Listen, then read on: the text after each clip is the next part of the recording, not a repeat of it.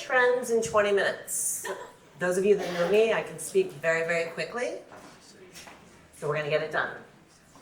So we run In Good Co, which is a creative agency, but more important to talk about today is our Substack, Good Thinking, which Chris is the author of, and many, many of you subscribe to. Thank you for reading. If you're a reader, I really appreciate it.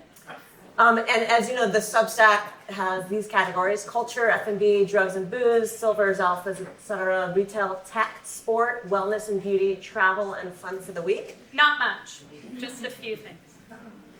And so we'll take you through that, highlighting a trend within each area, giving you kind of a soundbite of a bit of a recap of what you can really take from that, and then move on to the next. Yeah. All right, should we dive in? Is everyone ready? I've been told I have to keep this super, super fast. So I'm going to talk a mile a minute, and if there's any questions or you guys want to talk afterwards, come and find me. We also have like a little newspaper with a little bit of detail, and obviously you can read the Substack to get this stuff all the time. So we'll just go for it. Let's do it. All right. So the first trend that I was interested in talking about is the fact that taboos will be taboo. What I was thinking about is last year it was the menopause conversation came into light, and this year I think is going to be, male infertility and incontinence and all of these conversations that people really want to be having, but nobody has been touching. And I think brands can really do that in an interesting way. So the example I have here of Swell and Seed and Bobby, if you didn't see that trifecta last year was a perfect example of somebody saying, hey, breastfeeding and all of these things, these should be conversations we feel pretty comfortable having at this point, and it's water that brands should be wading into. I think Frida's another really great brand that's been doing a lot more of this in the last year. Liquid Death, I think everybody thinks of them as very stunty, but they actually do a good job of kind of talking about bigger taboo trends. Right, so really the takeaway within all of these is shine a light. As a brand, figure out where the whisper conversation is happening, where it's relevant for your brand, and shine a really bright light on that. All right. So food and bev. I actually think this trend goes across every single category. I put it here in the newsletter because I had to pick one.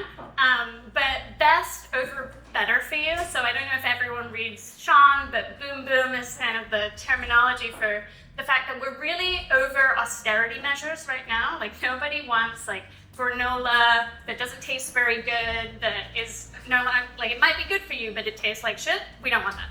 So I think brands you're starting to see brands like Banza look at indulgence, and yes, it's healthy for you, but it also tastes good.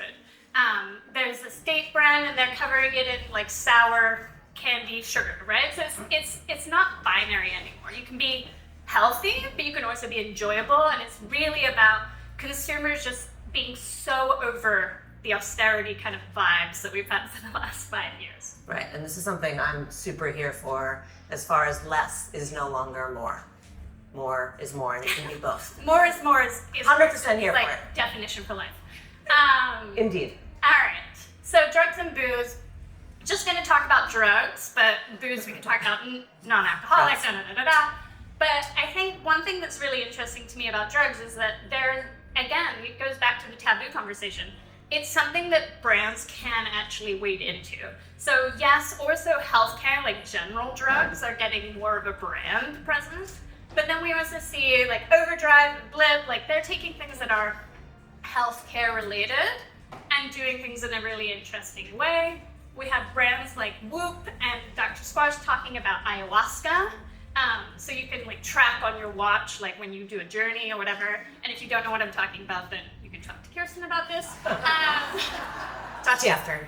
And even moms talking about, hey, instead of alcohol, I'm taking shrooms. And this is all normal now. So I think brands for a really long time were drugs, no thanks. But no, that's over. Right, it's really about stepping into the conversation, and it's completely a mindset shift where this used to be terrible. You couldn't be associated at all with it. That's completely changing. And let's talk after if you want to hear more. All right, this is a topic that I'm incredibly passionate about because my age, everyone thinks this is strange. But silvers, or this is what I call boomers, because I think boomers is very not complimentary. really need to be looked at in a completely different way. They are looking at themselves in a completely different way, and I think one thing that hasn't really happened is most brands haven't really caught up to the mindset shift that they've gone through. Boomers are not sitting in armchairs, they're not wearing rollers, they're not like hobbling around with canes anymore, they use walking sticks, you know, like they work out. So I think, you know, one of the things that brands really need to do is realize that this consumer actually is both intergenerationally influential. Excuse me, I need my water. But they are also, they have great spending power, they're engaging, they're interested in things. And I think like there's lots of great examples. Lululemon's been working with Joan, who's this amazing weightlifter on Instagram. Michelob Ultra did their Super Bowl. Like, it's just a really interesting space, and I encourage you to refresh your mindset on silvers and think of them as an actual viable group of people. And it's not either or either. Like, just because you're going after Gen Z or alphas, you don't have to ignore silvers. Right. It's a yes and. And I think we've all seen the Golden Girls meme, and we know that we're half that. They were like 45. I'm older than them. Right. So it's really about time, outdated. We need an update on the outdated, and that's for sure across the board. And we're seeing that happening. And as a brand, that's something that you can lead. All right, and then I chose not to talk about Gen Z because probably everybody has enough of that. But one thing that's really interesting to me is like so many marketers, like when I write the newsletter, are like, oh, alphas are coming. No, alphas are here. They're already part of the conversation for brands. They're influencing everything already. They're influencing car purchases. They're influencing, sorry, I'm trying not to hit my mic. They're influencing furnishing, like everything that a parent might buy, basically the alpha is the reason that they're buying it most often. So brands are kind of getting this. I think, you know, obviously we know 1,000 skincare brands in the alpha space, but I think one thing that I see in the next year is brands actually going more into creating spaces for alphas. So where we think of like Sephora, that happened by accident. I think it's going to be more purposeful. So there's a brand in LA called Super Awesome. It's basically like supercuts for alphas and much cooler and interesting. Amazing. I think we're going to see a lot of brands realize that what alphas want is a place to go. What alpha parents want is a place for their kids to go. And we're going to see brands that are smart, like really lean into this. So I've been saying, like, I really hope that like, Starbucks gets this, for example. But and I would say also, if you're interested in AI, alpha brands, they're the ones to watch because they're going to have to figure that out really fast. Alphas are all like AI gen, that's how they search. So if you're looking for those kinds of trends, I would be looking at this cohort. Yeah, this is really the biggest opportunity, the unanswered opportunity right now, I think, in the brand space, and it's just going to get bigger and bigger, and it's driving so much. I know it's very true in my household. And the giveaway, the takeaway is really about give them spaces, like create a space specific to them, because everybody wants it. Please. All right, there could be 1,000 things to talk about in retail, so I only had to pick one.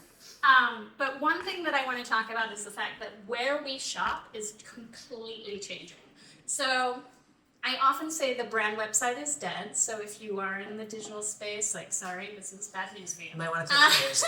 But basically, like in the next 6 months, everybody will be shopping on an AI platform. They won't be going to Google and being led to your website once they find it. They're going to be shopping and making those purchases directly within the platform.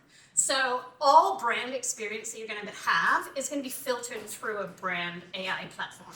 And then the other sort of opposite to that is we see like the rise of Substack and affiliate marketing, right? And that's the other place that they're buying.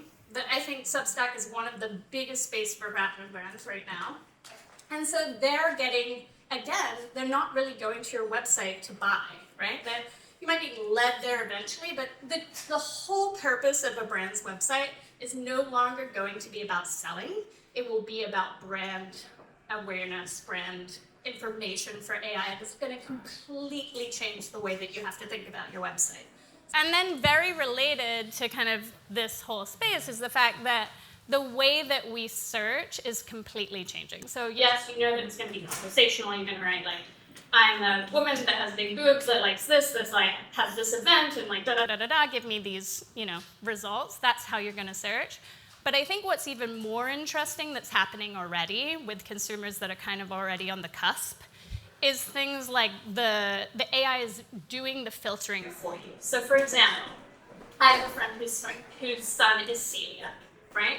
She has trained the AI of her shopping experience already to filter out every single brand that doesn't fit the celiac profile, right?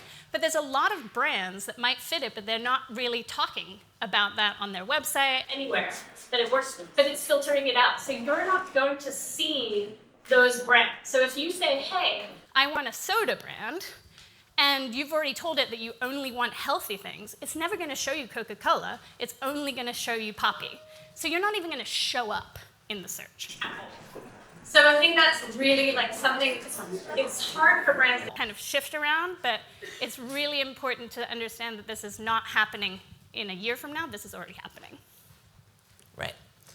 So the biggest takeaway is really that everything is going to go through the AI lens. So it's about the information and the curation and the direction that you're giving through that lens. And I will say also that brand awareness will become more and more important, because once you have 5 options, say, right, and the AI is giving you, these are the 5 options, these are the 5 answers, which one are you going to pick? You're going to pick the one you know, that you feel good about. So brand awareness in terms of the marketing space is going to become even more important. All right, sports. So I'm not a big sports person, but I come from a huge sports family, so I actually know quite a lot about sport. But one thing that I love about where sports is going is, last year it was like everybody waking up to the WNBA and da-da-da-da-da. But where sports is going in the next few years is it's becoming really the most experiential category out there. So if you think of retail and experiential, it would be sports and experiential. So there's now like fine dining in stadiums, there's matches being held at the Sphere, so that when you're seeing a match, it's also like projected all around you. Cosm's another experience of that. There's sports malls where you can play, shop, watch sports all in the same place. Sports tourism is booming. And then there's also like things like this place in Miami where like it's more experiential and it shows up on social. Yeah, I don't know about you guys, but I live a block from Abbot Kinney in LA, and sport has overtaken everything. The entire street is just about sports brands and really truly creating an experience within that. And we're just going to see more and more of that with the Olympics and everything Chris referenced. Yes, the Winter Olympics are going to be a big one to watch. Gazillion pop-ups and more. So all extreme is really the takeaway. That's where things are headed. All right, and then wellness and beauty, again, I could talk about 1,000 trends here, and actually wellness and beauty often lead trends, but one of the things that I wanted to talk about is sort of the fringe becoming mainstream in every single way. So, we have the conversation around ultra-processed, which maybe was like your most healthy friend before, like now that's a mainstream conversation. We have temescals, which are like this amazing, like, Mexican ancient ritual, right? And those are being held at the Ritz-Carlton. And we have things like Shilajit, becoming mainstream. If you don't know what that is, we can talk about that afterwards. But then there's also like Botox, which used to be like a medical procedure and you used to have to wear a lab coat and like da-da-da-da-da. Like that's now being viewed as like basically like as simple as putting on lipstick. Like it's so normal. And so I think like all of these sort of fringe things, like, oh, I have that one friend that does Botox. All your friends do Botox. All of them. Whether you know it or not, they're doing it. And brands are picking up on that and kind of bringing that vernacular into kind of their creative. So I think everything that you sort of see on the fringe is happening quicker and quicker that it comes to the mainstream. Right, and as Chris said, within wellness and beauty, as you guys probably know, oftentimes they lead the trends that are happening in general across categories. So I think the idea that the fringe is gone and is really going mainstream, we're going to see here, obviously, it's already happening, but we're going to see it in more and more spaces. Gone are the bangs, guys. Yeah, we were like, we couldn't figure out what to put here, so. Probably not gonna do. And then for travel, so what I've been interested in watching is that the expectations of travel as a category have really changed. So people are expecting more from their travel. And one interesting thing that's happening is this is actually causing travel agents to come back. So people are going to the experts because they want something really, really special. And that can be like either done through AI, like now Airbnb has like an AI travel agent. There's brands like Foro, which is the modern travel agency. There's Bellini, which is like a super luxury, like only in Italy. There's all of these different things. But then there's also similarly a trend where everybody is expecting more from the place that they go to. So if they go to a spa, it's no longer good enough to just have like a facial. They want biomarking, they want hormone replacement therapy, they want really fine dining, like they're expecting to get it all in one spot, partly because they also don't have a lot of time, so they want to kind of do a one and done experience in terms of travel. Right. This is taking yes and to the next level. And I think you'll see this not just in travel, but like spas and stuff like that. So it's not only in this category. Yeah. So all in one, going to one place and having all of those things. We're coming to a close, and I think we're on time. We are. Really, I'm very excited for us. So fun for the week, if you read the newsletter, is this kind of like section where I'll share like cool trends I'm seeing that don't deserve kind of the whole insight thing, or I'll like share a cool experiential thing. So I picked one. There's actually 3 more in the little newspaper over there, so if you're kind of looking for more. But one thing that I really am interested in is the rise of sort of this Instagram premium content. So what I mean by this is not Instagram premium is not a new platform, but it's a change from like, for the last 5 years, you basically were told like everything has to be UGC or it's not made for social, right? That has completely changed. Now people are basically making movies for social, and it's working. There's great brands, and there's Mercedes is playing this space. Neller is an amazing eyewear brand that does like only Instagram premium kind of content. There's great like small stories being told by brands. So I think it's like you no longer have to be afraid of trying hard. So like level up. It's time to kind of, and then there's a new story happening. Right. And I think this is one of the things that one of the kind of lowest hanging fruits that all brands can kind of take part in, and really getting into this. And it's their storytelling. There's all parts and pieces to it for sure. But the biggest thing is really about leveling up your content. All right. Thank you. Yeah, this has been really fun, guys. Thank you. Subscribe. You guys should be reading it.